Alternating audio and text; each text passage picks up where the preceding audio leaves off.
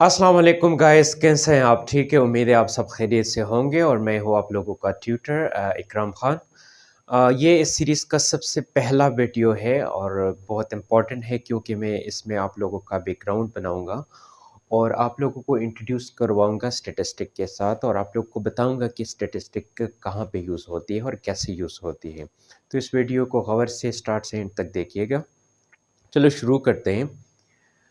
इससे पहले कि मैं स्टैटिस्टिक की डेफिनीशन की तरफ जाऊं और हर एक पार्ट को एक्सप्लेन करूं, डिफाइन करूं, कुछ इम्पॉर्टेंट और बेसिक चीज़ें हैं जिसको आप लोगों ने समझना बहुत ज़रूरी है। जो कि मैंने यहाँ पे नीचे लिखे हैं। सबसे पहला है हमारे पास डिटर्मिनिस्टिक एक्सपेरिमेंट्स। याद रखिए, डिटर्मिनिस्टिक एक्सपेरिमेंट्स वो एक्सपेरिमेंट्स होते हैं जिसमें आप अगर किसी एक्सपेरिमेंट्स को for the first time perform कर रहे हैं तो शायद आपको पता ना हो कि इससे क्या रिज़ल्ट आएगा। लेकिन जब आपने एक बार परफॉर्म किया, उसके बाद जब आप उसे दोबारा परफॉर्म करते हैं, second time, third time, fourth, fifth, चाहे 100 टाइम आप इसे परफॉर्म कर रहे हैं, तो आपको रिज़ल्ट परफॉर्म करने से पहले उसके आउटपुट का पता होगा कि इससे मेरे पास रिज़ल्ट यही आएगा। ठीक है? ऐसे एक्सपेरिमेंट्स को हम डिटर्मिनिस्टिक एक्सपेरिमेंट्स कहते हैं या प्रेडिक्टेबल एक्सपेरिमेंट्स भी कहते हैं। याद रखिए, स्टैटिस्टिक में ऐसे एक्सपेरिमेंट्स यूज़ नहीं होते। स्टैटिस्टिक का यूज़ वहाँ पे होता है जहाँ पे अनसर्टेनिटी हो, तो हम स्टैटिस्टिक यूज़ करते हैं। यानी इनडिटर्मिनिस्टिक एक्सपेरिमेंट्स, वो एक्सपेरिमेंट्स जिसमें आप किसी एक्सपेरिमेंट्स को चाहे 1 करोड़ टाइम्स भी परफॉर्म करो, आपको एक्सपेरिमेंट परफॉर्म करने से पहले उसके रिज़ल्ट या आउटपुट का कभी भी श्योरिटी से पता नहीं होगा। हाँ, अलबत्ता तुक्का लगा सकते हैं, लेकिन साइंस में तुक्के की कोई हैसियत नहीं है और ना ही यूज़ होती है। तो इस एक्सपेरिमेंट्स को हम इनडिटर्मिनिस्टिक एक्सपेरिमेंट्स कहते हैं। मैं दोनों का एग्ज़ाम्पल दे रहा हूँ। डिटर्मिनिस्टिक एक्सपेरिमेंट का एग्जांपल ये है कि जब आप ऐसा करते हैं कि for the first time suppose आप सोडियम और क्लोरीन का आपस में केमिकल रिएक्शन करवाते हैं। फॉर द फर्स्ट टाइम आपको पता नहीं है कि सोडियम और क्लोरीन के केमिकल रिएक्शन से, आपस में केमिकल रिएक्शन से क्या बनेगा। अब सपोज आपने परफॉर्म किया और आपको पता चला कि इससे सोडियम क्लोराइड यानी साल्ट बनता है। अब इस एक्सपेरिमेंट्स को आप चाहे 100 बार, 200 बार, 100 जितने भी बार आप उसे परफॉर्म करोगे, आपको एक्सपेरिमेंट परफॉर्म करने से पहले उसके आउटपुट का पता होगा कि इससे मेरे पास यही रिज़ल्ट आएगा, यानी सोडियम क्लोराइड ही बनेगा। ये हुई एग्ज़ाम्पल डिटर्मिनिस्टिक एक्सपेरिमेंट का। इनडिटर्मिनिस्टिक एक्सपेरिमेंट्स का एग्ज़ाम्पल मैं दे रहा हूँ, जैसे आप कहते हैं कि it will be raining tomorrow. आप 100% श्योरिटी के साथ कभी भी नहीं कह सकते, ठीक है, कि ये कल बारिश होगी। या अब हम एक डाइस को रोल करते हैं, ठीक है, सपोज़ आपने एक बार रोल किया, 2 बार रोल किया, 3 बार, 100 बार। आप जितने भी बार डाइस को रोल करोगे, आपको डाइस रोल करने से पहले उसके आउटपुट का श्योरिटी से कभी भी पता नहीं होगा कि इससे मेरे पास ये आउटपुट आएगा। या आप एक कॉइन को टॉस करते हैं, तो आप कभी भी श्योरिटी से नहीं कह सकते कि मैं ये कॉइन टॉस कर रहा हूँ, इससे हेड आएगा या टेल आएगा, श्योरिटी नहीं होगी। ऐसे एक्सपेरिमेंट जब श्योरिटी ना हो, ऐसे एक्सपेरिमेंट्स इसको हम इनडिटर्मिनिस्टिक एक्सपेरिमेंट्स कहते हैं और ये स्टैटिस्टिक में यूज़ होते हैं, ठीक है। अब इसके बाद है पॉपुलेशन और सैंपल। ये मैं डेफिनेशन के साथ ही एंड में जो है ना एक्सप्लेन करूँगा ताकि आप लोग को समझ आए। तो मैं डेफिनेशन की तरफ जाता हूँ। Statistic is a numerical science.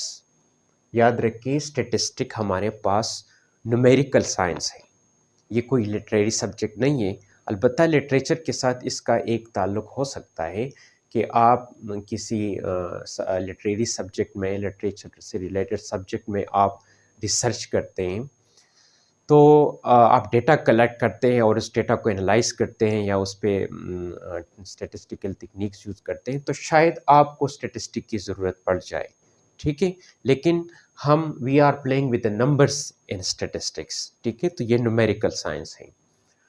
Which deals with the collection of data. ये बहुत इंपॉर्टेंट स्टेप है। इस पर मैं एक अलग वीडियो अपलोड करूँगा कि कलेक्शन ऑफ डेटा कैसे होता है, ठीक है?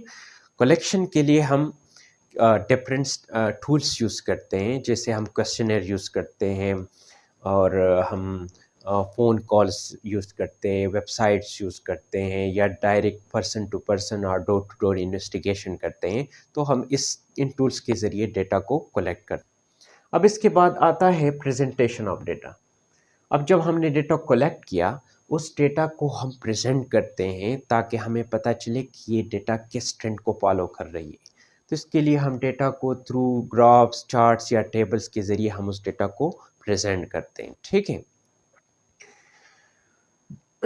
अच्छा, इसके बाद आता है हमारे पास एनालिसिस ऑफ डेटा। हम डेटा को एनालाइज़ करते हैं, उस पर डिफरेंट स्टैटिस्टिकल टेक्निक्स या टूल्स यूज़ करते हैं और डेटा को एनालाइज़ करते हैं। जैसे हम स्टूडेंट टी टेस्ट यूज़ करते हैं, काई स्क्वायर टेस्ट यूज़ करते हैं। ये आगे आएँगे कि ये क्या चीज़ें मैं आप लोग को समझाऊँगा। तो हम डेटा को एनालाइज़ करते हैं, उनके एनालिसिस करते हैं टू डिफरेंट स्टैटिस्टिकल टूल्स के ज़रिए। लास्ट है interpretation of data. Interpretation of actually यहाँ मतलब डेटा का है जो रिज़ल्ट आपके पास आया है एनालिसिस से, तो हम उसको इंटरप्रेट करते हैं। एक बहुत इम्पॉर्टेंट चीज़, ये जो कलेक्शन ऑफ डेटा है या प्रेजेंटेशन है और किसी हद तक एसपीएसएस वगैरह इस्तेमाल करके एनालिसिस करना, ये कोई नॉन स्टैटिस्टिशियन भी किसी हद तक कर सकता है। लेकिन जब आपके पास रिज़ल्ट आता है, उस रिज़ल्ट को डिफ़ाइन करना, ये नॉन स्टैटिस्टिशियन नहीं कर सकता, ठीक है? तो ये बहुत इम्पॉर्टेंट स्टेप है। इसमें आपके पास जो एनालिसिस से रिज़ल्ट आया है, उस रिज़ल्ट को हम जो है ना इंटरप्रेट करते हैं, एक स्टैटिस्टिशियन उसको इंटरप्रेट करते हैं कि इस रिज़ल्ट का मतलब क्या है। और लास्ट वन है drawing inferences about population on the basis of sample data.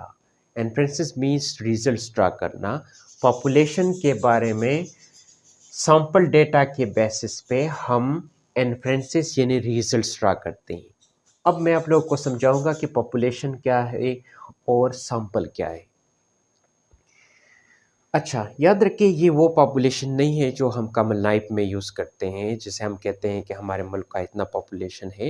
ये स्टैटिस्टिकल पॉपुलेशन है और ये स्टैटिस्टिकल सैंपल है, इसका अलग-अलग मतलब है। सबसे पहले हम आते हैं पॉपुलेशन की तरफ। Population is the totality of all objects that are under study। अच्छा, इसका मतलब ये है, जैसे मैं एग्जांपल दे रहा हूँ, मैं एग्जांपल से एक्सप्लेन करता हूँ। जैसे आप कहते हैं कि income level of people in the city of Peshawar. Peshawar city में लोगों का इनकम लेवल क्या है? तो पेशावर में जितने भी लोग रहते हैं, सारे के सारे आपका हो गया पॉपुलेशन, ठीक है? अगर मिसाल में हम सपोज़ करते हैं कि पेशावर में 20 लाख लोग रहते हैं, तो ये जो 20 लाख है ये आपका पॉपुलेशन है। अब आप इस पॉपुलेशन से रैंडमली एक सैंपल ड्रा करते हैं, कुछ लोगों को सेलेक्ट करते हैं रैंडमली और उन लोगों को इन्वेस्टिगेट करते हैं ताकि फाइंड आउट करें कि लोगों का इनकम लेवल क्या है ऑन एवरेज सपोज़। तो ये जो लोगों को आपने सेलेक्ट किया रैंडमली, ये आपका हो गया सैंपल। सैंपल को हम कहते हैं, sample is the subset of population. याद रखिए, हम स्टैटिस्टिक में पॉपुलेशन को स्टडी नहीं करते, हम सैंपल को स्टडी करते हैं और सैंपल के बुनियाद पर हम पॉपुलेशन के बारे में इन्फरेंसेस ड्रा करते हैं, ठीक है? तो sample is the subset of population, जो हम पॉपुलेशन से रैंडमली ड्रॉ करते हैं और उसको फिर एनालाइज करते हैं और एनालिसिस के बाद हम इन्फरेंस ड्रा करते हैं कि हाँ, सपोज़ पेशावर सिटी में लोगों का ऑन एवरेज इतना इनकम लेवल है।